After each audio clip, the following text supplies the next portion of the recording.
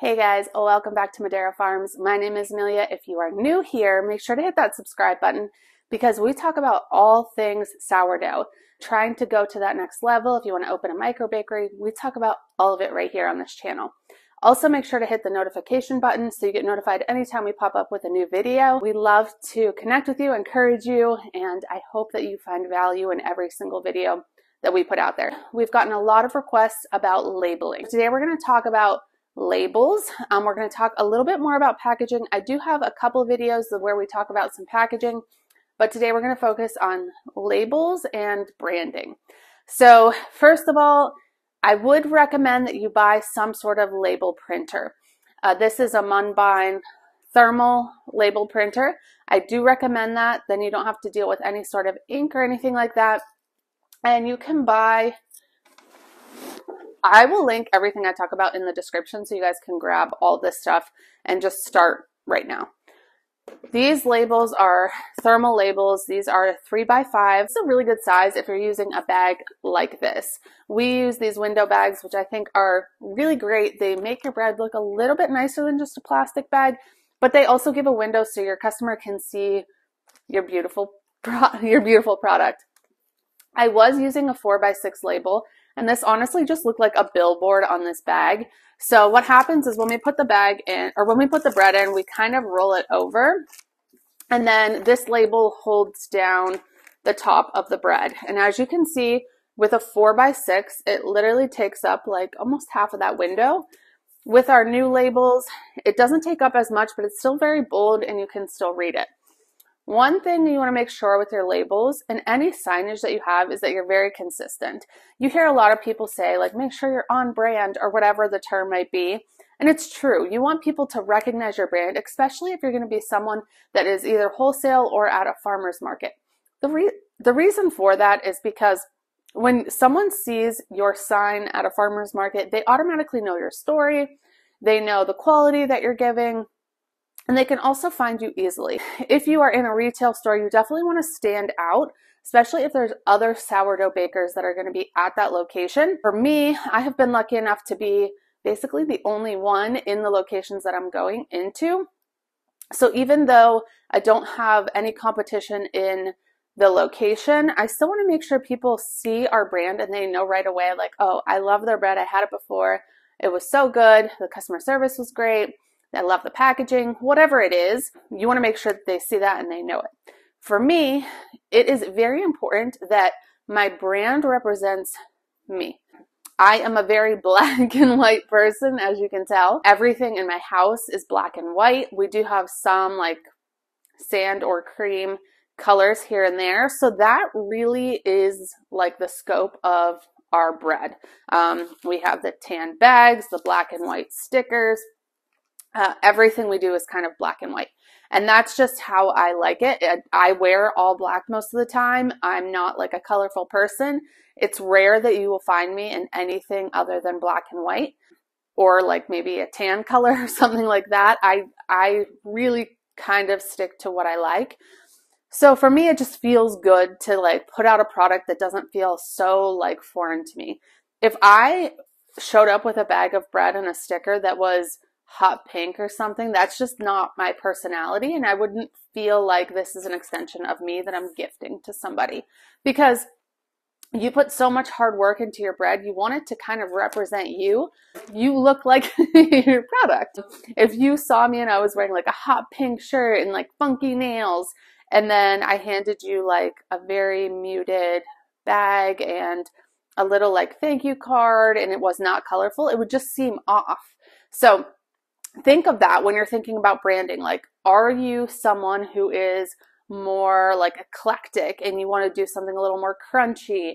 Or are you someone who's very polished and you want it to be like this pristine white? Like, what is it, and stick with it. So when you do your labels, you want to make sure that whatever you're doing is very consistent. So every label should be exactly the same. Every package should look exactly the same. So for us, we just do this with this sticker, and if someone is buying from me, or we haven't done a farmer's market yet, but we are entering into that realm soon, on those bags of bread there's going to be a sticker that has a QR code, again just in black and white, so that they can easily scan that sticker. And that will just be very clean and simple. I don't do a lot of like fancy things on my bags. The only thing fancy that I do, and I just started doing this, is these are my boxes for my scones. Our scones are soon going to be in stores, slowly getting them out there. So it's coming, but I do package my scones in these boxes. We do the same label, but it says sourdough scone instead of bread, obviously. And this gets put right here. And then I do take a piece of twine and I tie it around in a little bow, just as like, here's a present for you. But I'm not going to do that for wholesale customers because that is just a pain for whoever is handling the product. If those start to fall off, then they're having them on the floor, and then customers, who knows what they're going to do with them. But if I'm delivering this to you or you're picking it up from our farm, you're going to have a little bow on it. And it's just something that I like to do. It's just something a little bit fun. I would like to do it on the bread too, but honestly, it's just another thing to do when I'm already kind of busy here. So let me show you how I print these labels. It's super easy. There's an app that goes along with this printer, super user-friendly, like literally cannot mess it up. What I do is I go into Canva, just use ours for this example so you guys can see. So we create the Madera Farms label. From there, I can open up the Mumbai app, and then I'll go to images. I will select the Madera Farms label, and then I can just put that onto the sticker, as you can see. And then that is going to print out right on the machine, and it is so easy. You can print 5 at a time, 100 at a time, whatever you need to do, you can do that. You do have to buy thermal labels, which I made the mistake of not doing, so make sure you're doing that. They just print out so easy, and it's nice to have it right at home. So if you ever decide to change something on your label, or let's say you changed an ingredient or something like that, you can easily change that, and you don't have to wait to go to a store to get it printed. You don't have to wait to order it from someone. You can just do it right in your home. And I think every small business would really benefit from having a printer that does labels. So labels are a huge thing. Depending on if you're licensed, what you're doing, you want to make sure that you are following any guidelines that are set for you. So for us, the labels have to have the ingredients on it. They have to have the date made. They have to have our address, and then they have to have weight in grams. So all of those things are on the label. And that is just consistent through no matter what kind of bread you get. So that is very important. So back to branding. I have not done a farmer's market yet, so I am not speaking from experience. However, I went to school for fashion merchandising. I have dealt with a lot of different brands. I kind of have an idea of what will work, right? When someone sees your brand, there has to trigger some sort of story. Our story is moved out to the farm. With that comes a very slow lifestyle, and bread is a great representation of that. Sourdough bread takes a long time to make. It takes love and dedication, and that's the lifestyle that we are living. We are meaningful, purposeful, all those things. We're trying to be as sustainable as possible. And bread is just kind of our outlet to give to the community that represents all of us, that represents our story. Will there be things in the future? Yeah, of course. But you want to make sure that you are talking to people and getting that out there. And a great way to do that is to be present on Instagram, be present on YouTube, be present TikTok, whatever your jam is. Be present and tell your story over and over and over so people can hear that and share it on Facebook, on community pages. Not necessarily you telling your story, but let's say you post like a picture of your bread and you're like, today was such a beautiful day. We started out the morning slow. We all had breakfast together. This is like whatever. And then go into talking about like how your bread represents that. And give people kind of a taste of either whatever you want them to feel. If you want them to feel like some like dreamy, romantic kind of feeling, whatever it is. And then when they see this label, when they go to a farmer's market and they see this and they're like, oh my gosh, someone shared them on Facebook and their bread is beautiful, they will automatically see it. Then once you get that customer, they will know that this is like ingrained in them. So like I said, I've not been to farmers markets yet. We're doing our first festival in September. I'm starting to get everything together for that. Speaking of, I have a Cricut, which I suggest if you're going to start a business, maybe investing in a Cricut could be potentially helpful. I was looking for signs online and they were, I don't know, costing like $30, $40. I was able to make this sign for like $3. So it's probably going to show up backwards on here because every time I upload from where I upload, it switches my camera angle. It's just very black and white, very bold. I honestly think I'm going to put something in these spots here because now that I'm looking at it, it looks kind of bare. I think maybe just some like wheat stock or I don't know, something to kind of make it a little bit less boring. But it's very important. Let me stress this to you. If you are going to be at a festival, if you're going to be at a farmer's market, or if you're selling at a retail location, it is so important that you put you are locally made. I cannot stress this enough. If someone goes into a store and they don't see locally made in an area near them, they're not going to be as inclined to purchase from you. It is just something in people's minds that like, oh my God, that was made right down the road. How cool. Like, I'm going to support them. So definitely put your location on there. Put locally made, whatever sort of verbiage you want to come up with. Very, very, very important on signage.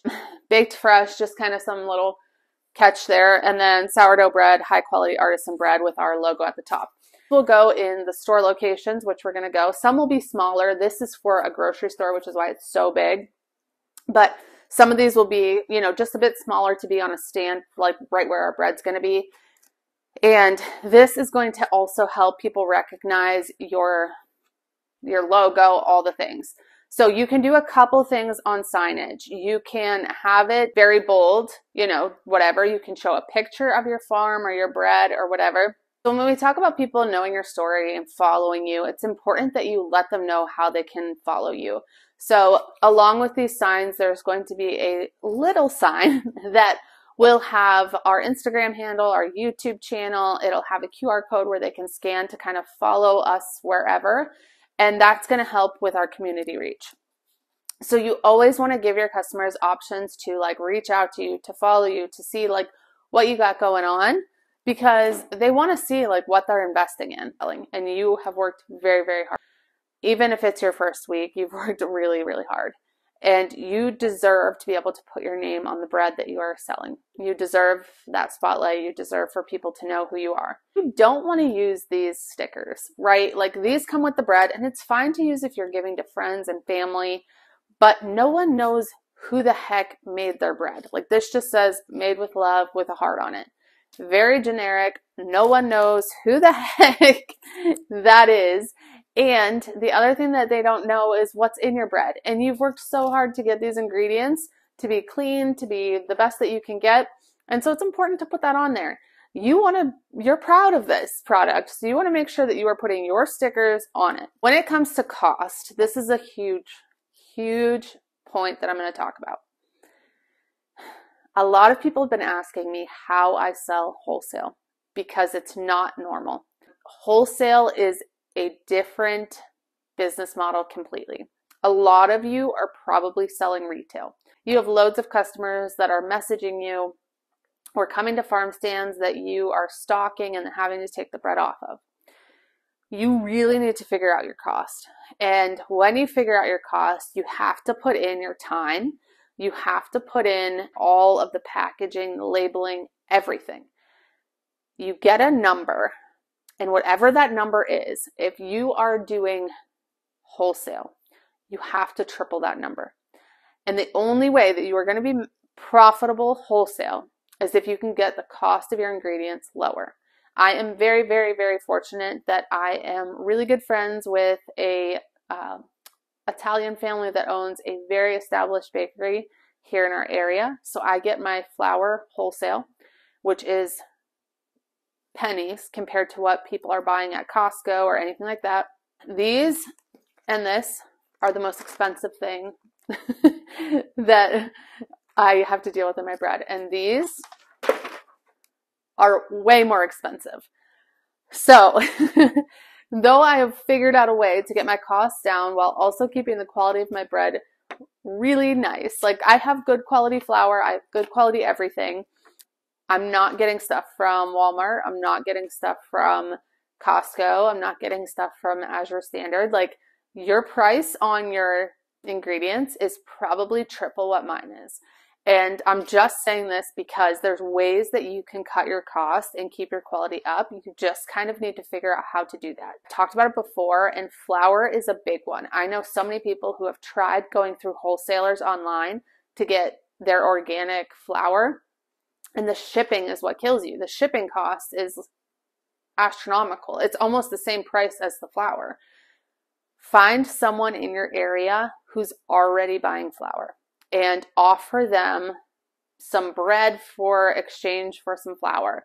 I work out deals like that all of the time because for me, I can make a loaf of bread, 4 or 5 loaves of bread, whatever it is, and get 50 pounds of flour for that.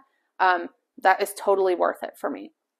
So figure out ways to do that, and then you can kind of splurge on your packaging to make your packaging look expensive and nice.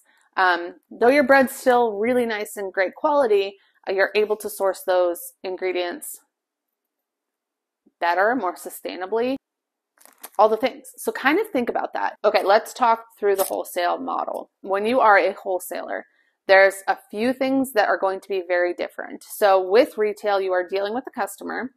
You are also storing that bread. You are running payment, so either taking credit cards or whatever it is. So you're getting a chunk taken out here and there. I know for myself, I use Venmo and PayPal a lot, and I'm getting bits and pieces taken away from me every time a transaction comes through. So think of those things because you don't realize it, but every time that you run someone's credit card, you're paying 2%, let's say. That's a label. So when you do wholesale, most of the time your wholesalers are okay paying cash or check. That way you literally are just taking a picture of the check, depositing it right into your business account. You're not dealing with customers, you're not dealing with credit card transactions, you're not paying those fees. You're kind of making that up. So there are definitely ways that wholesale is better in my opinion. If you cannot get your costs down and you're not really putting in a full picture of the price, it's not for you. Wholesale is not for you if you cannot get your costs down. I'm going to be honest with you guys, okay? This is something that has been asked of me a lot. How are you making money wholesale? And everyone tells me, I say, how much is the cost of your bread? And every single person tells me, I could not sell my bread to a customer for less than $10. You guys, it does not cost you $10 to make a loaf of bread. I know your time is valuable, but you have to be honest and you cannot be money hungry. If you're getting your name out there, there are definitely ways that you have to really be honest with yourself. I know we all want to charge $20 for a loaf of bread. We all want to make money, right? But being honest with how much your bread costs is going to help you to understand the wholesale model. So there's all these things that you need to like really figure out. If you can only bake 1 or 2 loaves in your oven, you are going to be spending way too much time baking. I'm able to do 4 at a time, 6 sometimes. Really, I don't like baking 6. I'm usually able to bake 4. I have figured it out. I'm selling my bread wholesale. I am definitely quadrupling my price. I'm getting about $7 a loaf wholesale. And I set minimums. So they have to order X amount of bread every single week so that they are making it worth my time. If you're doing wholesale and you are selling your loaves at $7 and they're buying 2 loaves, it's not worth it. You have to be making a significant amount of money. I want to leave every time with at least $200. Like I'm not doing all this work for 14 bucks. You know what I mean? So there has to be something that you set where it makes sense to you. So I hope this is helpful. I know wholesale is kind of like a whole beast and a lot of people don't do it. Personally, I love it because I don't have to run transactions. I think it gets a better reach and I don't have to be worried about people coming here to get stuff or leaving bread out, or if it starts to rain, what do? I don't have to worry about any of that. I don't have to store the bread. I don't have to do any of it. And my labeling is cheaper for wholesale because I'm not putting the QR codes on it. I'm not tying the ribbons. There's a lot of things that you can kind of figure out so that you can do a wholesale model. But I just wanted to run through that with you guys because I'm going to get a lot of questions about wholesale. Hope that's helpful. If you guys have questions, drop them in the comments. Happy to help. Follow us over on Instagram. I post a lot of stuff over there as far as like tips, tricks, all the things. So thank you guys so much for hanging out with me, and I will catch you in the next one. Bye, friends.